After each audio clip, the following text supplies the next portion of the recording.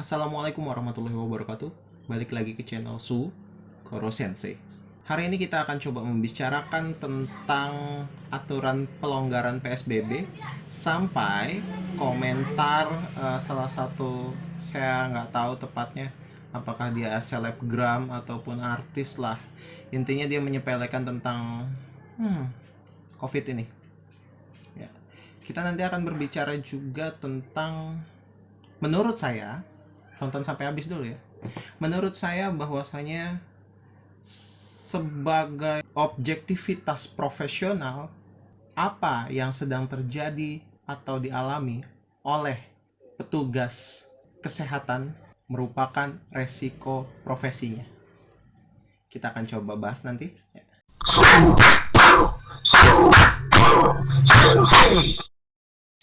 Yang pertama tentang pelonggaran PSBB.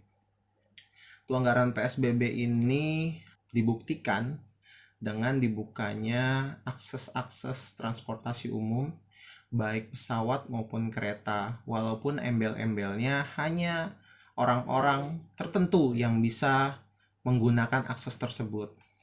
Dan banyak sekali beredar foto-foto di media sosial tentang barisan antrian calon penumpang yang kalau kita bicara tentang PSBB nggak ada jarangnya sama sekali, deket rapet. Kayak gimana tuh kayak gitu? Apapun yang akan saya katakan di sini adalah opini saya pribadi. Bisa jadi beda sama kamu. Tapi yang jelas apa yang saya ungkapkan ini saya yakin bukan cuma pikiran saya doang. Kita semua sudah dari bulan Maret menjalani PSBB ini. Kita bekerja di rumah, belajar di rumah, mengajar di rumah, dan melakukan kegiatan apapun di rumah. Beberapa profesi memang masih tetap harus keluar dari rumah karena memang tuntutan profesinya ya seperti itu.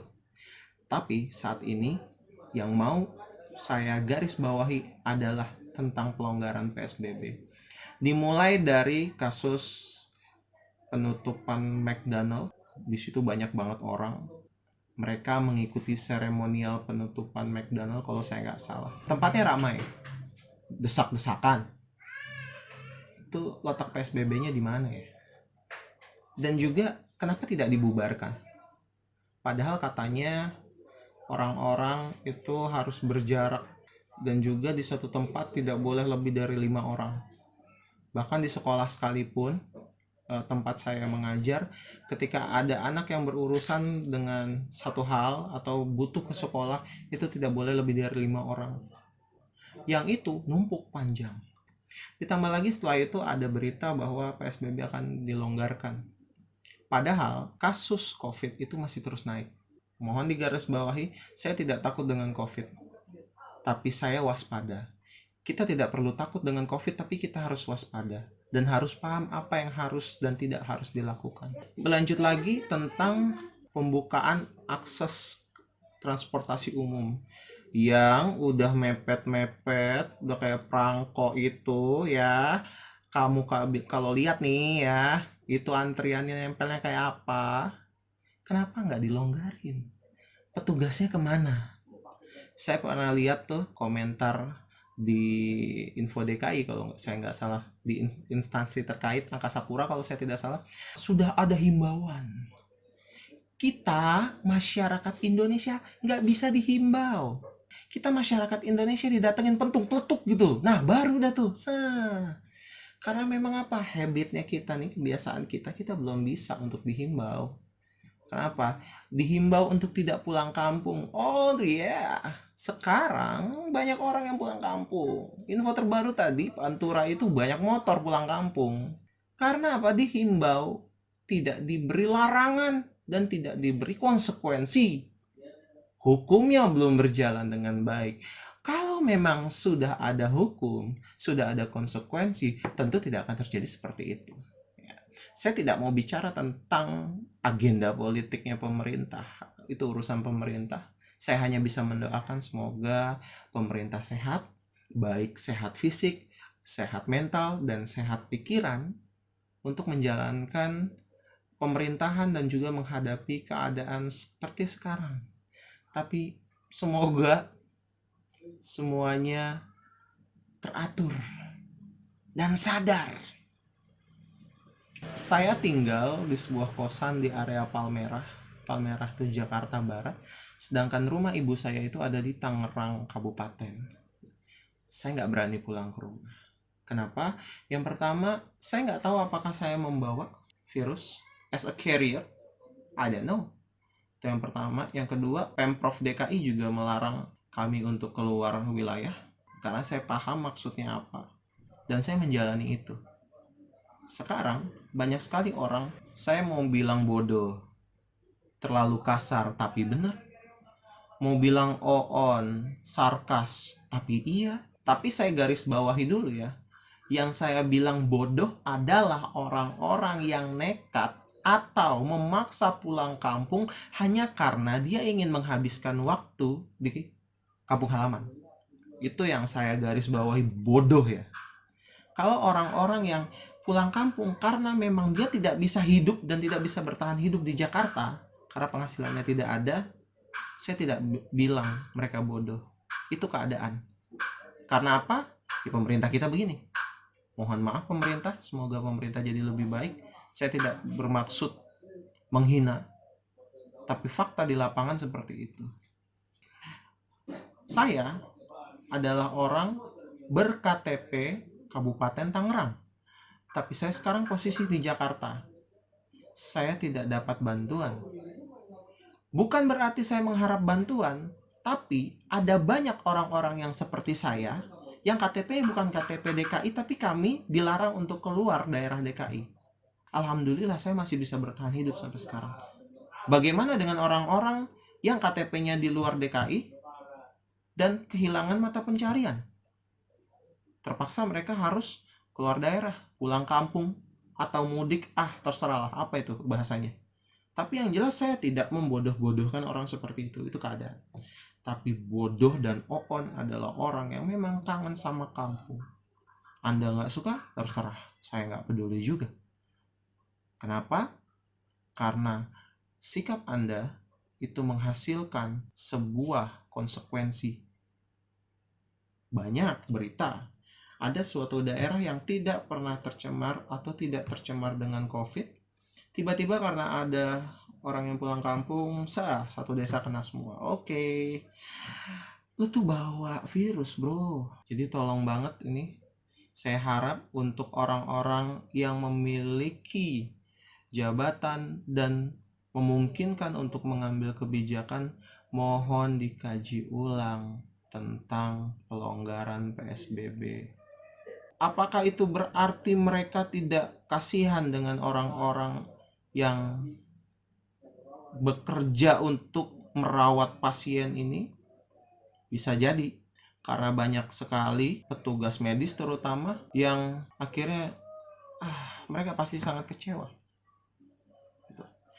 Sekarang kita masuk ke tanggapan salah satu selebgram atau artis yang saya nggak tahu itu tentang ketidakpeduliannya dia tentang COVID ya. Salah nggak sih? Kalau dibawa bercanda, salah. Karena COVID ini bukan main-main. Terserah lah mau bicara tentang konspirasi, tentang apa. Intinya COVID itu ada. Korbannya ada. Oke. Saya sekarang akan bicara tentang resiko profesi. Resiko profesi itu setiap orang punya resiko profesi. Biasanya, semakin besar resiko pada suatu profesi, maka gajinya semakin besar. Contoh, dulu saya pernah ngobrol nih sama supir angkot tentang mana yang bayarannya lebih besar, supir angkot atau kenek. Kalau kita lihat, kenek itu, tahu kenek ya? Kenek itu adalah orang yang bertugas untuk mengajak penumpang naik ke satu angkutan umum, terus mengatur penumpang, narik ongkos, itu kenek. Kenek itu pekerjaannya lebih berat daripada supir. Kita bisa lihat itu. Tapi bayarannya lebih besar supir. Kenapa? Karena resiko profesinya lebih tinggi supir. Kok begitu? Misalnya, ada sebuah Kopaja menabrak pengendara sepeda motor di jalan. Yang pertama kali dicari itu bukan kenek, tapi supir. Karena apa? Supir dianggap lalai. ataupun mungkin dia nggak nabrak, intinya terjadi kecelakaan, laka lalu lintas ya. Yang dicari duluan adalah supir, karena supir memiliki resiko profesi lebih tinggi daripada kenek. Supir yang bawa kendaraan itu kan, maka dia yang akan ditanya, diinterogasi, atau sampai dihukum. Nah, itu adalah tentang resiko profesi. Setiap profesi punya resiko. Saya akan cerita tentang pasukan oranye. Pasukan oranye itu adalah petugas yang kerjaannya menjaga, menata kebersihan dan juga tata ruang terbuka di DKI Jakarta. Nah, tahun lalu ada beberapa pasukan oranye yang ditabrak lari gitu. Kalau nggak salah sama mobil, ditabrak sampai meninggal, dan yang nabrak kabur. Itu resiko profesi. Kenapa begitu? Karena beberapa petugas pasukan oranye kan ada tuh yang bersihin misalnya sampah atau daun-daun gugur di pinggir jalan raya gitu ya. Terus ada mobil yang nabrak, itu resiko profesi. Ada resiko. Atau misalnya tukang ojek lah. Tukang ojek resikonya apa? Kecelakaan, itu resiko profesi. Saya pernah berdiskusi dengan teman saya bahwa secara objektif saya tidak terlalu simpati dengan tenaga medis. Sabar, jangan nyerang dulu. Kenapa? Karena resiko profesinya memang seperti itu. Secara objektif, profesi apapun pasti bisa terkena resiko profesi. Tapi secara manusiawi, yang pasti kita sangat simpati dengan mereka. Mereka bekerja saat lembur, pulang nggak tahu kapan. Bahkan kalau di DKI kan mereka nggak pulang. Beberapa di antara mereka malah dirumahkan atau diberi tempat untuk mereka istirahat. Mereka kerja larut sampai ada foto tuh yang petugas medisnya tidur di lorong sampai saking capeknya gitu. Itu resiko profesi mereka. Tapi sebagai manusia, kita juga harus dan patutnya bersimpati kepada mereka.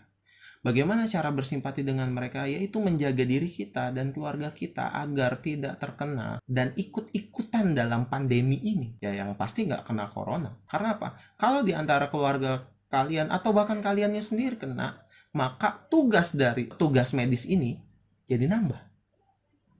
Iya benar bahwa itu resiko profesi mereka. Sampai ada yang meninggal, sampai ada yang sakit atau apa, itu resiko profesi mereka, betul. Tapi kok on juga orang-orang yang mau nyusahin orang lain gitu ya, walaupun mereka memang kerjaannya begitu, kok lu mau-maunya gitu kena covid. Ini khusus orang-orang yang nggak peduli ya.